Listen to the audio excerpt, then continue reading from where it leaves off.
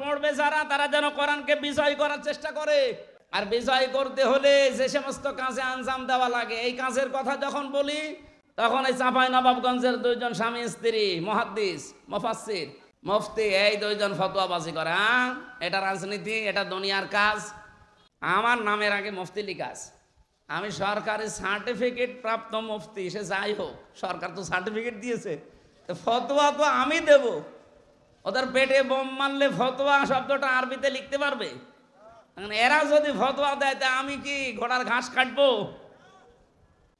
বাংলাদেশের মানুষ যেহেতু শব্দ প্রথম ছিল, অতল তেলাওয়াত করতে হলে আপনাকে হক আদায় করে চারটা বিষয় মানতেই হবে। যারা মেনে নিয়েছে তাদের জীবন সফল। আর যারা এখনো বিভিন্ন গড়িমসি করে পেছনের টানে মানতে পারেন না, আপনার খবর আছে। আমি কথা বোঝাতে পেরেছি আশা করছি। আল্লাহ বলেন উলাইকা ইউমিনুনা বি, এরাই আমার কোরআনে বিশ্বাসী, যারা এই চারটা হক আদায় করে, কোরআন পড়ে, তেলাওয়াত করে। বড় কোরআন শরীফের ভেতরে আমি পড়তে গিয়ে তিনটা শব্দ পেয়েছি কোরআন পড়ার ব্যাপারে, কারাআ, রাতালা আর তালাওয়া। আপনি অভিধান নিয়ে আসেন, এই তিনটা শব্দের ব্যাখ্যায় পাবেন এই চারটা শর্ত। চারটা বিষয় দিয়ে আল্লাহ নবীকে জানাচ্ছেন আপনি তেলাওয়াত করে এইভাবে এই কাহিনীটা শোনাবেন, কারণ এই কাহিনীর ভেতর আপনার উম্মতের জন্য একটা বিশাল শিক্ষা আছে। ইদ করবা কুরবানান ফাতুকবিলা মিন আহাদিহিমা ওয়া লাম ইউতাকাব্বাল মিনাল আখর। রব্বুল আলামিন বলেন, যখন তারা একজন কোরবানি দিয়েছে, আকাশ থেকে আগুনের ঝলক এসে ওটা কবুল হয়েছে, অপরেরটা হয়নি। যারটা হয়নি, এই কাবিল নামে এই ছেলেটা নিজেকে তো একটু সংশোধন করবে যে কেন হলো না, কেন আমারটা হচ্ছে না, আমি একটু দেখি। আমারই তো নিজের ছোট ভাই, আমার বয়সে ছোট, শক্তিতেও আমার চাইতে কম, দুনিয়ায় আমার পরে এসেছে, সব দিক থেকে আমার নিচে, অথচ তারটা কবুল হয়ে গেল আল্লাহর দরবারে, আর আমারটা কেন হয় না, পড়ে আছে। অন্তত এগুলো একটু আবিষ্কার করে দেখি না। সে কি বলেছিল?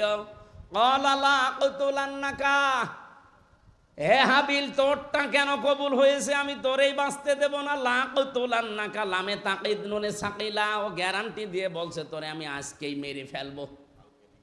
আমার মনে হচ্ছে বাংলাদেশে এখন অনেক কাবিল ফিরে এসেছে। আপনি একটু চিন্তা করতে পারেন না যে আমার চাইতে বয়সে ছোট, শক্তিতে ছোট, সব দিক থেকে ছোট, তারা জনপ্রিয় হয়ে যাচ্ছে আজ মানুষের কাছে। তাদের আচার ব্যবহার, তাদের চরিত্র, তাদের অ্যাক্টিভিটিস, কাজকর্ম, তারা যা যা করে মানুষ আজ তাদেরকে অ্যাকসেপ্ট করে, গ্রহণ করে নেয়, তাদেরকে ভালোবাসে। আর আমি এত পুরাতন মানুষ, আমাদেরকে দেখলেই মানুষ খালি সাদাবাজ বলে। আমি একটু পাল্টাই, একটু ভালো হয় না, তোরেই মেরে ফেলবো। কেন? তোরে মানুষ ভালোবাসে। বলেন তো বাংলাদেশে এখন এরকম কাবিল নেই? আপনি কি এই আন্দাজে বলেন নাকি ঠিক আছে? এর পক্ষে একটা হাদিস পড়ছিলাম, নাকি বলবো না? বলবো।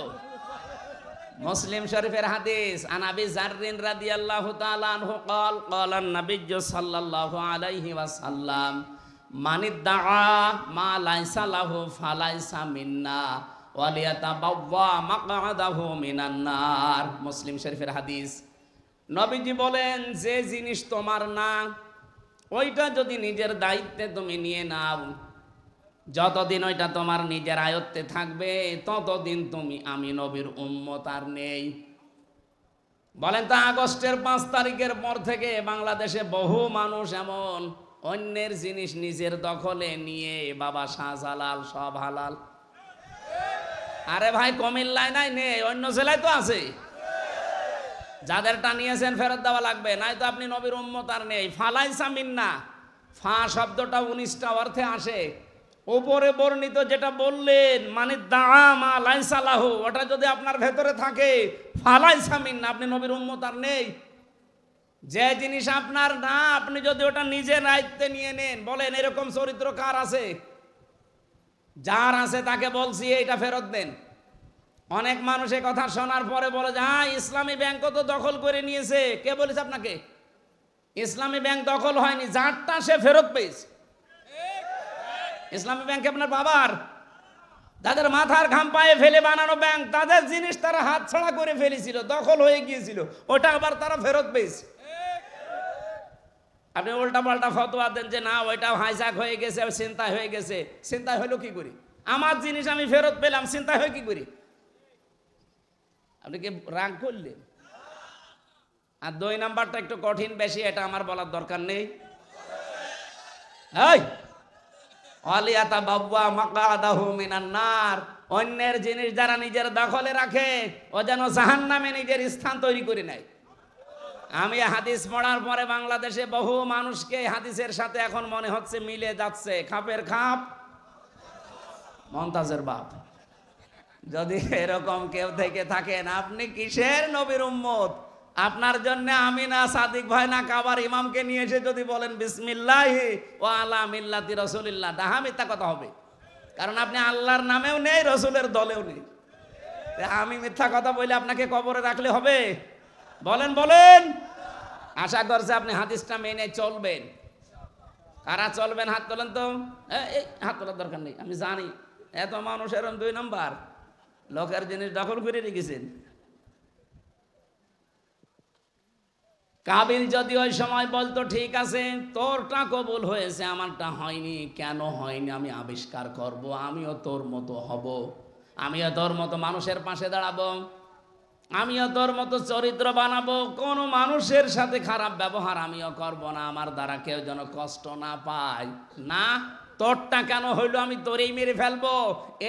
এই চরিত্র হচ্ছে কাবিলের। কার? আরো জোরে বলেন। আর হাবিলের চরিত্র কি?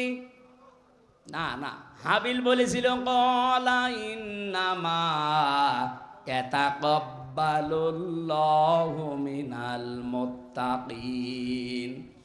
এখানে যারা আরবি গ্রামার জানে তাদের বলেন ইন্নার পরে যদি মা আসে তাহলে বাংলা অর্থ দাঁড়ায় একমাত্র, কেবলমাত্র, শুধুমাত্র। হাবিল গ্যারান্টি দিয়েছিল ভাই আপনারটা হয়নি, এটা আমার দোষ না।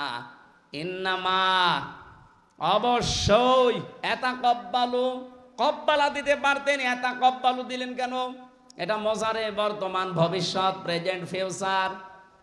হাবিল ওই দিন তামাম দুনিয়ার মানুষকে জানাতে চেয়েছেন পৃথিবীর মানুষেরা আল্লাহ শুধুমাত্র মুত্তাকিদের জিনিসপত্র কবুল করে থাকে, তাছাড়া অন্য কারো জিনিস আল্লাহর দরবারে কবুল হয়? বলেন বলেন। আমরা এখন হাবিলের একেবারে ওই চরিত্রে আছি বাংলাদেশে। আজ কত মানুষ আন্দাজে আমাদের উপরে দোষ চাপিয়ে দেয়। এই 54 বছরে যে মানুষগুলো মিথ্যা দোষ আমাদের উপরে চাপিয়েছে, জাতি কিন্তু আজকে সব স্পষ্ট হয়ে গেছে। আজকে বিচারের এই রায়ের মাধ্যমে প্রমাণ হয়েছে এতদিন যা বিচার ছিল সবগুলো বানোয়াট, মিথ্যা আর নিজের মন মতো তৈরি করা। এটা অন্তত আপনারা না বুঝলে আমি নিজে তো বুঝি, কারণ আমি নিজে ভিকটিম।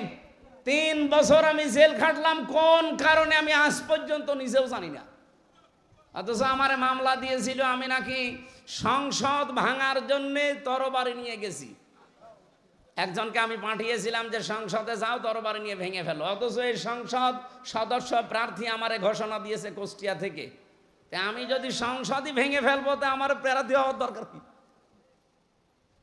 এরপরে মামলার 2 নম্বরে আমার দিয়েছে যে আমি নাকি আনসারুল্লাহ বাংলা টিমের প্রধান। ও সাতাশে কি আমি আজ পর্যন্ত জানি না।